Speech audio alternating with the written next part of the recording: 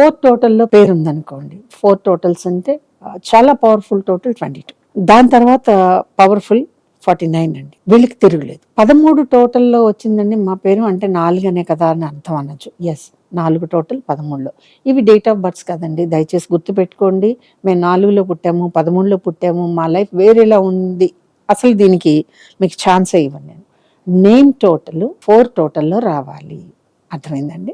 Name total కనుక 4 టోటల్లో వచ్చేస్తే ఇక్కడ మీకు జరిగేది ఏమిటో తెలుసా అండి? లైఫ్ మొదట్లో బాగానే ఉంటుందండి, బ్రహ్మాండంగా టక్క టక్క టక్క ఎక్కేస్తాం. ఎట్ వన్ స్టేజ్ మీరు ఆగుతారండి. అక్కడి నుంచి మొదలవుతుందండి డౌన్ఫాల్. ఎందుకు డౌన్ఫాల్ వస్తుంది? ఎందుకు రిజెక్షన్ వస్తుంది మనకి? ఎందుకు ఎప్పుడు చెప్పేలాగా మనం చెప్తున్నాం కదా, ఎందుకని ఎవరు తీసుకోవటం లేదు? ఇది ఒక సుపీరియర్ పొజిషన్లో ఉండి సాఫ్ట్వేర్ లైన్లో ఉన్న వాళ్ళకి, డిజిటల్ మీడియాలో ఉన్న వాళ్ళకి వాళ్ళు ఫేస్ చేసే సిచ్యుయేషన్ ఇదేనండి. మనం చూసుకోకపోయినా, మనకి తెలియకుండా మన పేరు ఈ టోటల్స్లో ఉన్నా ఫస్ట్ దెబ్బ పడేది ఈ టోటల్స్లో పేరున్న వాళ్ళకి. టోటల్ ఎలా ఉండాలండి? ఇంటి పేరుతో సహా అని మీ డౌట్ అయితే కనుక, ఇంటి పేరు ఇక్కడ క్యాలిక్యులేషన్ ఉండదు.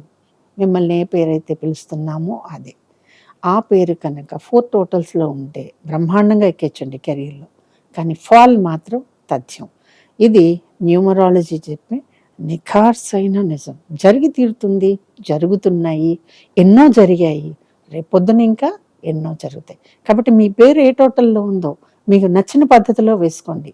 మనసు సాటిస్ఫై అయితే ఓకే, సాటిస్ఫై కాకపోతే చాలా మార్గాలు ఉంటాయి కదా, మనల్ని మనం సరి చేసుకోవాలి కాదంటారా?